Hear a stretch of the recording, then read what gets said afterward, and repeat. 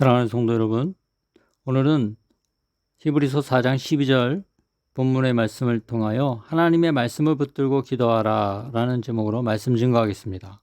성도 여러분, 우리가 기도할 때 원하는 대로 구한다고 다 이루어집니까? 그렇지 않죠. 하지만 우리가 하나님의 뜻대로 기도하면 100% 응답되는 것입니다.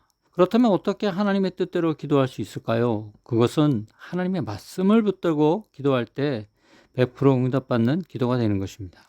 그럼 왜 하나님의 말씀을 붙들고 기도해야 하는지 한번 살펴보겠습니다. 첫 번째는 하나님의 말씀은 하나님 자신이기 때문에 우리가 하나님의 말씀을 통해서 하나님의 뜻을 알 수 있습니다.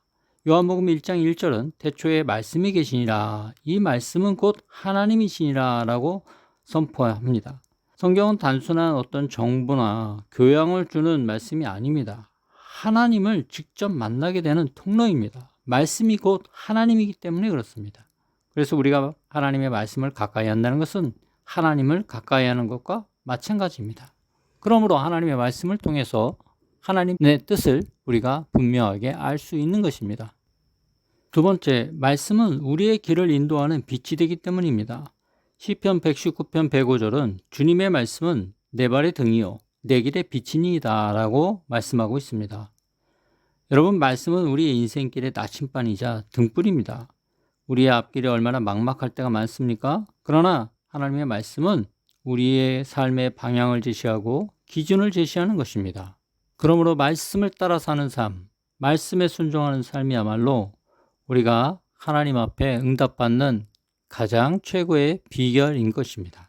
세 번째, 말씀은 살아있는 능력이 있기 때문에 우리가 말씀을 붙들고 기도해야 하는 것입니다. 히브리서 4장 12절은 하나님의 말씀은 살아있고 활력이 있어 우리의 혼과 영과 관절과 골수를 찔러 쪼개기까지 한다라고 말씀하고 있습니다. 이것은 단순히 비유의 말씀이 아닙니다. 하나님의 말씀은 실제 살아있는 말씀으로 우리가 믿을 때 그 말씀은 우리의 삶과 우리의 영혼 육을 변화시키는 능력이 되는 것입니다. 하나님의 살아있는 능력이요, 또 하나님의 뜻을 담고 있는 캐논이 되고, 또 그 말씀의 뜻을 따라서 우리가 기도할 때 우리의 기도가 바른 방향으로 나아가게 되는 것입니다.